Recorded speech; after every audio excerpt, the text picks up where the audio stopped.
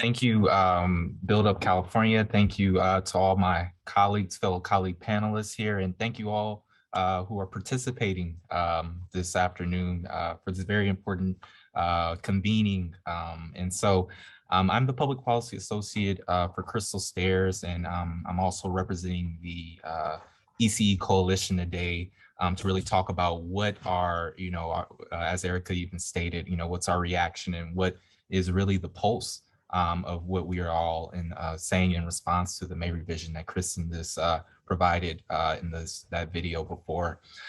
Just to give a brief overview of what the EC Coalition is, the EC Coalition advocates for state budget investments and policies that support coalition's vision of childcare and early childhood education systems that serve and meet the diverse needs of all children, families, ECE professionals, especially Black, Latinx, Indigenous people, and others harmed by systemic racism and additional injustices, integrate culturally, developmentally, and linguistically relevant and responsive high-quality care and education for children, inclusive of children with disabilities, and value and justly compensate all who serve children and families.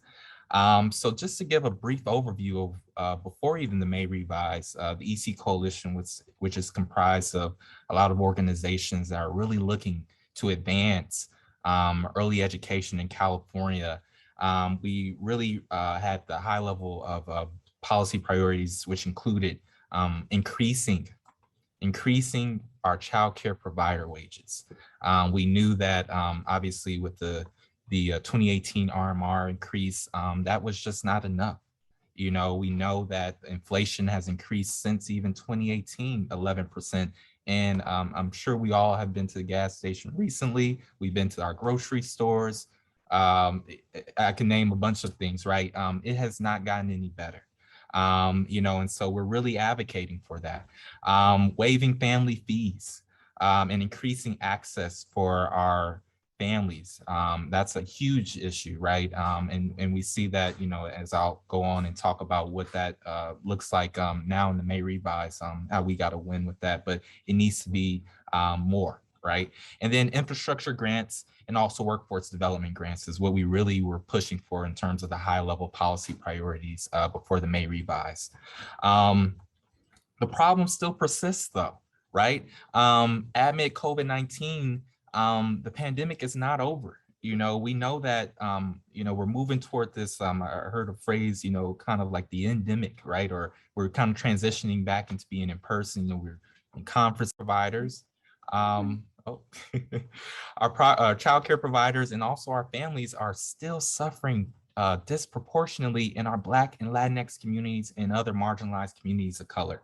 There's an inaccessibility of high quality childcare. There's a disproportionate inaccessibility or opportunity for our Black and Latinx women to return to the workforce, right? We read a labor statistic recently, and we will continue to bring this in that 1.8 million Black and Latinx, specifically women, still have not returned to the workforce in our nation, right? And it's because our childcare providers, the ECE workforce, is experiencing a mass exodus, and it's disproportionately affecting our Black and Latinx women, right? And so there's a real need for us to really uplift, elevate, and advance our most in need families, our working families, and of course, ensuring that our providers who take care of our children are supported and given all they need to be able to be, in a greater position than they are now and have been historically, right? And so I'll kind of talk about our reaction to the May revise really briefly, and then I'll close. Despite the rate increase in 2021, the current child care reimbursement rate does not cover the minimum wage increase from $11 to $15 per hour that occurred from 2018 to 2022. I'm talking about statewide, right? In fact, the May revise compounds the problem by increasing the minimum wage to $15.50, as we saw that came out in the May revise, without a rate increase for our child care providers, who we know were the backbone of continuing to keep our economy afloat during the I guess, really large tumultuous times of the COVID-19 pandemic over the past 2 years, right?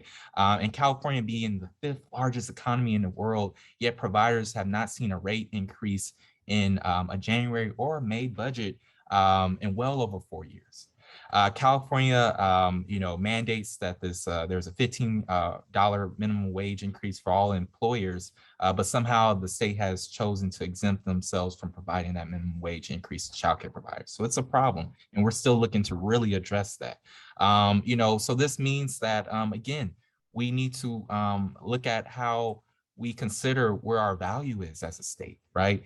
The economy, our workforce, and everything cannot return back fully to its real what it was pre-pandemic. Although I argue that again, our childcare providers, our ECE system was not at a whole state even then, but we cannot recover until we fully fund and fully invest in our early care and education system in California. And that's just period, right? And so here's what the ECE Coalition is saying in response to the May revise and what additional investments need to be made, right? $1 billion in rate increases to childcare providers, including Head Start providers, as outlined in the Senate budget, the state Senate budget. Fully waive family fees through September 2024, as outlined also in the California State Senate's budget. Invest in childcare infrastructure at the tune of $300 million. Restore workforce development grants as outlined in the budget, in the Senate budget's proposal, and adopt the May revised version of the hold harmless, essentially allowing providers to be compensated and reimbursed based on the maximum enrollment hours versus the attendance. And this is just this is not just, there's much more that needs to be made, right? But this is where we see that the most impact will serve our communities, specifically our disproportionately, those who are disproportionately impacted by systemic racism. And we know that this is an ecosystem, right? We can't just talk about funding one side without making sure we're funding the entire ecosystem. And so we're continuing to fight hard. I thank you all as participants, as early childhood and education advocates. I know we have EC practitioners, our providers. I salute you, I honor you. I recognize you as our heroes of the not only the pandemic, but a hero of our children's lives every day and day out. And you are the reason that our California economy will be able to thrive and will never, be able to be in a space where it continues to falter. So continue to do your great work. We appreciate you all. And that's our conclusion. Thank you so much.